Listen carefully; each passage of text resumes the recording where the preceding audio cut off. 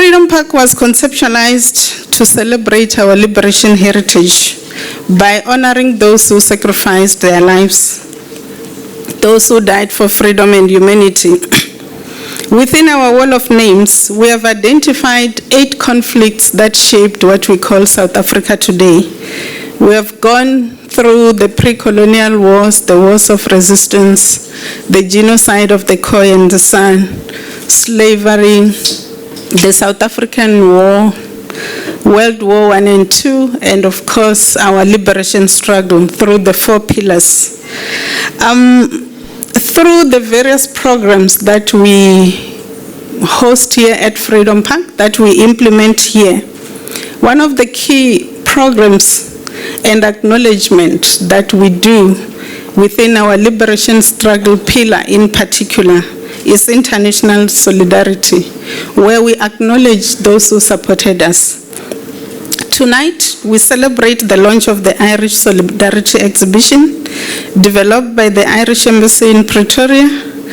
The government of Ireland and South Africa have a long relationship, and when Inkosi Albert Luthuli made a call in 1958 for the banning of South African products, the Irish business people heeded that call. They were among those who boycotted the South African products. And in 1964, the Irish Anti-Apartheid movement was inaugurated with the participation of several notable leaders, amongst them Mary Robinson, Gareth FitzGerald, and our 3 Nobel Prize laureates, James Hume, Sean McBride, and Simmons Henny, amongst others.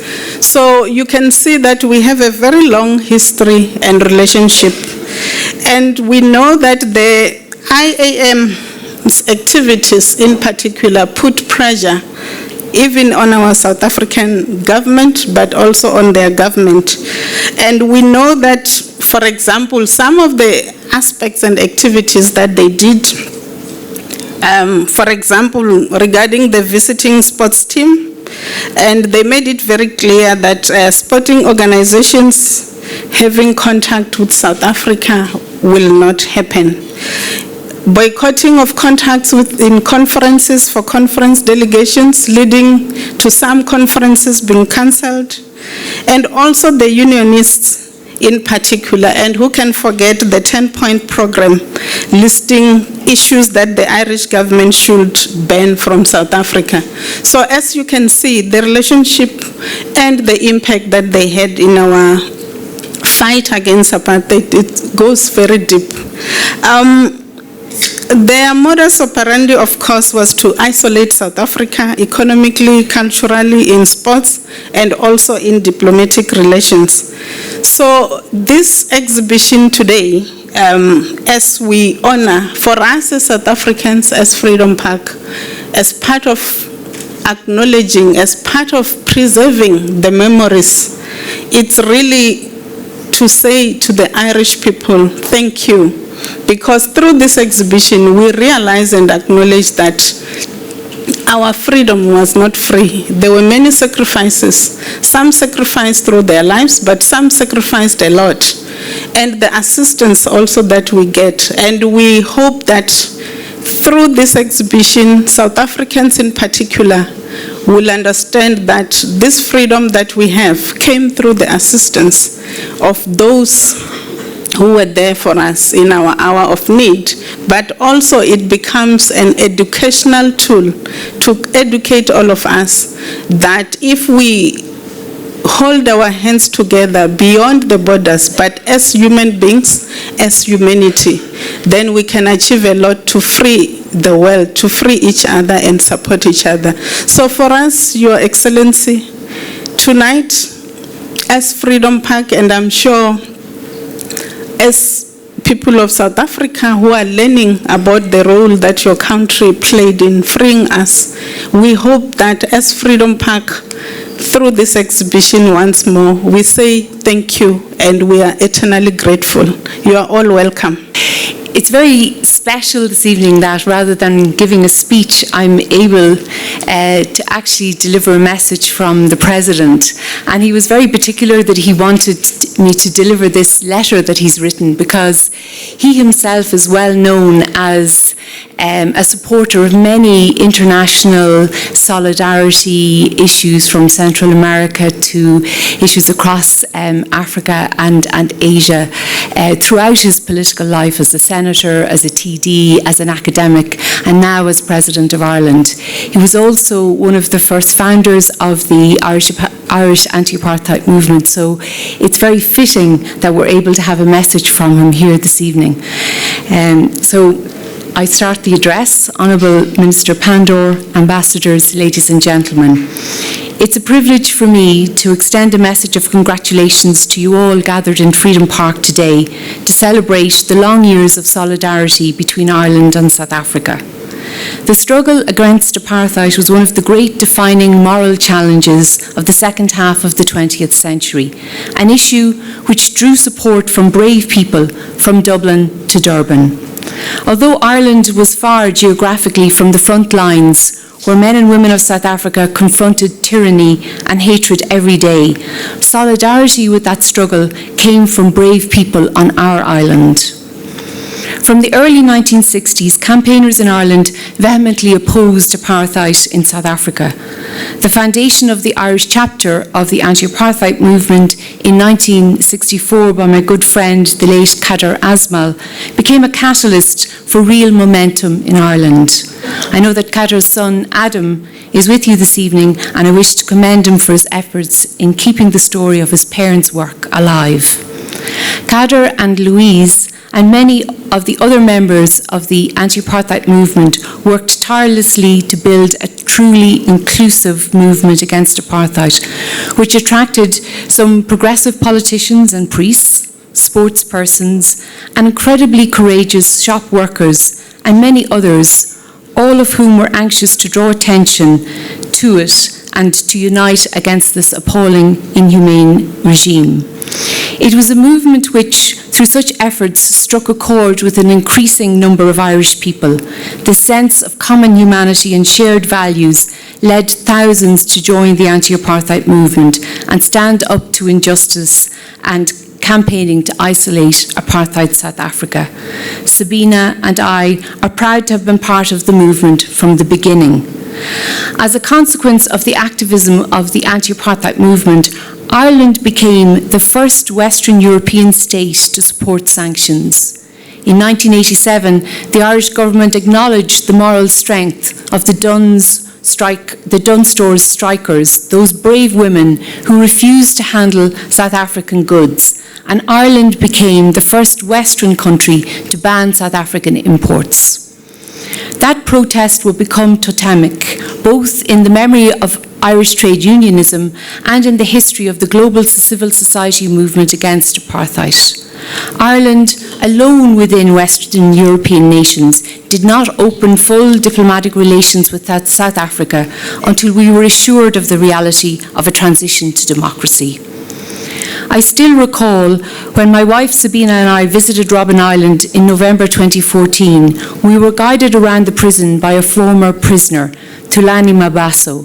I remember him vividly describing how hearing about the Dunnes Stores strike and these young women in Ireland who cared so much about their cause had struck him and the other inmates, increasing their resolve to carry on. The moral demand issued from Robben Island by Nelson Mandela and other prisoners required nothing less than the ending of all forms of collaboration with apartheid. This was not only the policy of Nelson Mandela and the ANC, but reflected public opinion throughout Africa and the Global South, as represented by resolutions in the UN General Assembly for the imposition of active sanctions against the apartheid regime. Nelson Mandela, then a campaigning prisoner, later president, was awarded the freedom of the City of Dublin in 1988, while still a political prisoner. He collected that award upon his release in 1990. Free South Africa has been a true friend to Ireland in our difficult days in search of peace on our island. President Cyril Ramaphosa, with the former Finnish President Martti Ahtisaari, were among those who were instrumental in forging that peace. Ireland's relationship with South Africa has grown and matured. Our partnership is rooted in friendship, our shared history of colonisation and struggle, and the challenges we share in building our republics. We must also now focus our diverse and interwoven linkages on a sense of shared hope, a shared determination to create a just and sustainable future for our peoples and our planet. I'd like to express my deep gratitude at being invited to address this really wonderful occasion, which commemorates one of the pillars of our liberation struggle, the Irish anti-apartheid movement and its role in international solidarity, which was one of the 4 pillars of the struggle against apartheid. You'll recall, those of you who followed the struggle, that the struggle against apartheid hinged on mass mobilization, which was the people rising up and being active. It hinged on the armed struggle, which was Mkhonto weSizwe, as you all know.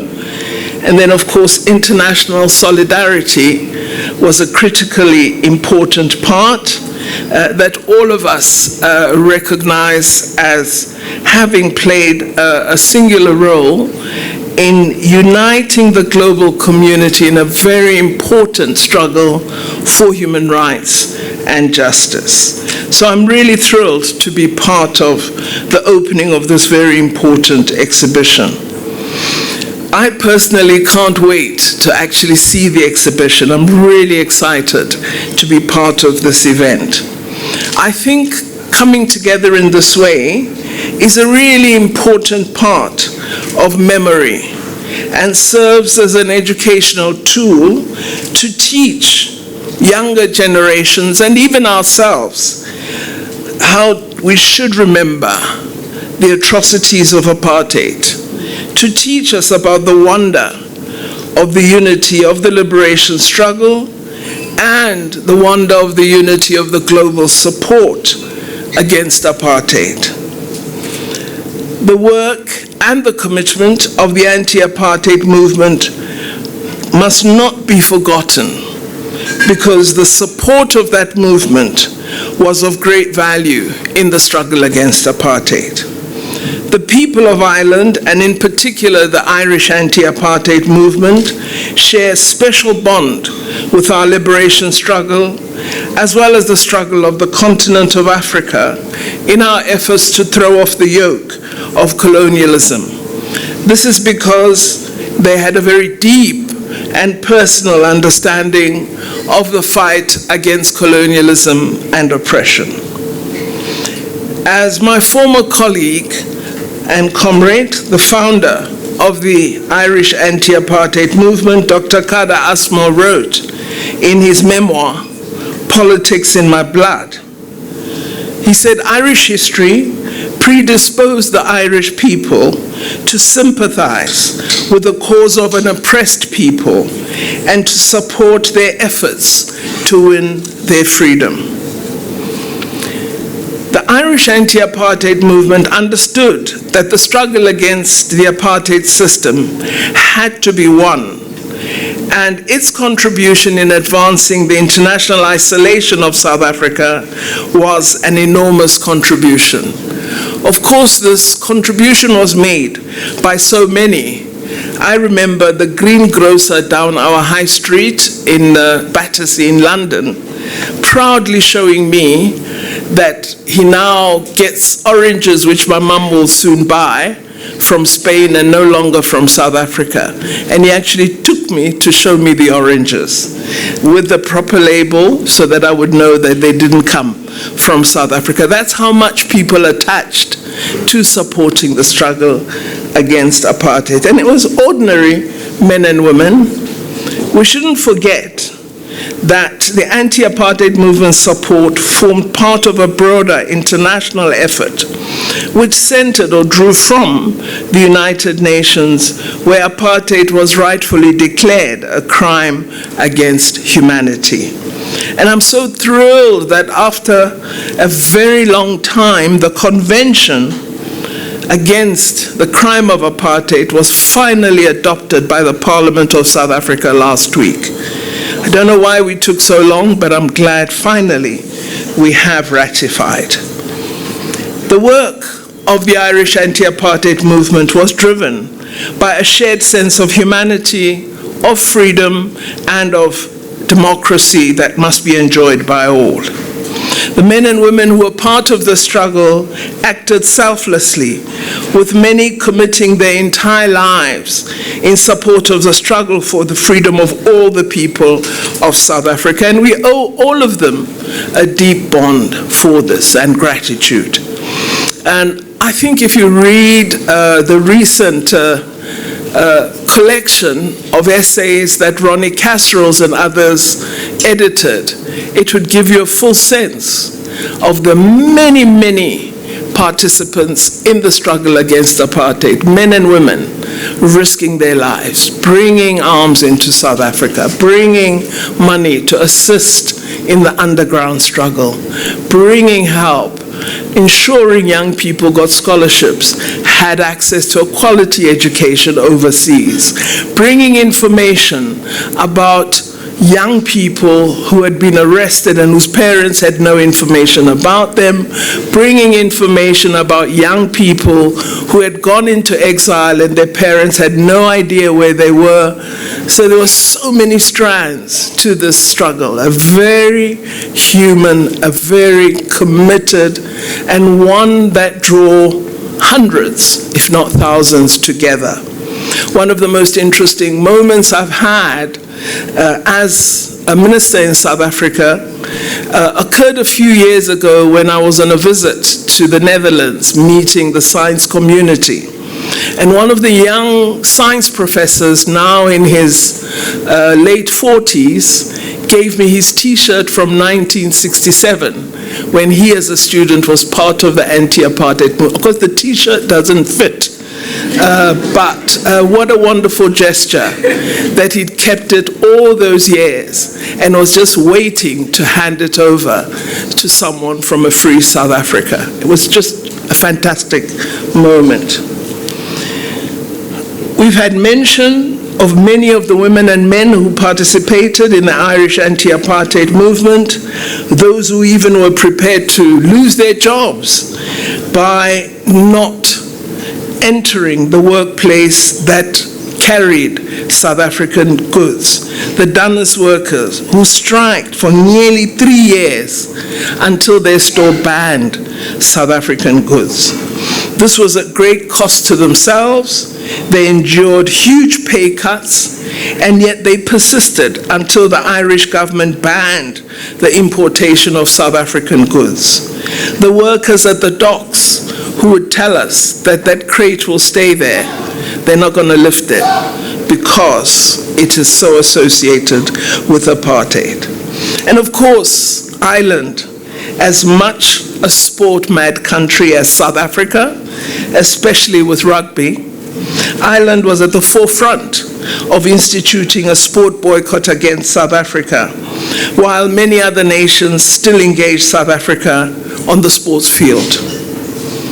As Dr. Aspel noted, Ireland's history had parallels with our own, and all of this is reflected in many books that have been written by renowned authors, scholars, and academics. We have won the day as South Africans and Irish people of freeing ourselves from the unjust system of oppression which bound us together as peoples of two nations, and which is reflected today in the strong bilateral relations that we share.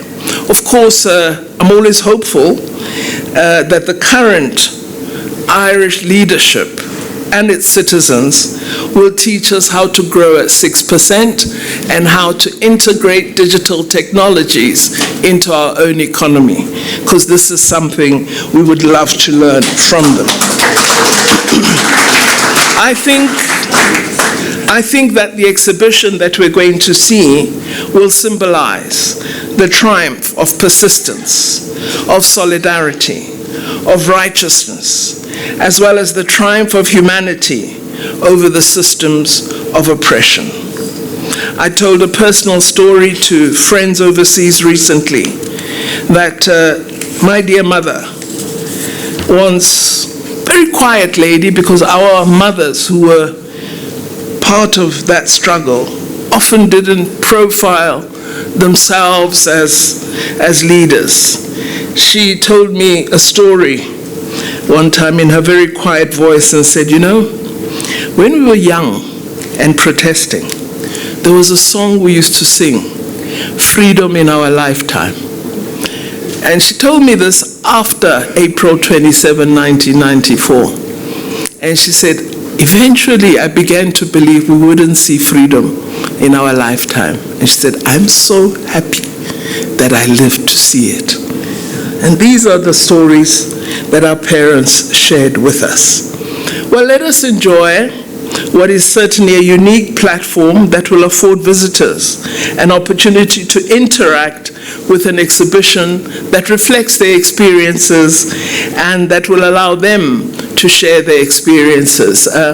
Maybe, CEO Mufamadi, what we should do is have a little recording device and people could tell their story of apartheid, and perhaps even the story of their contribution, and in that way become part of the exhibition in a rather unique fashion.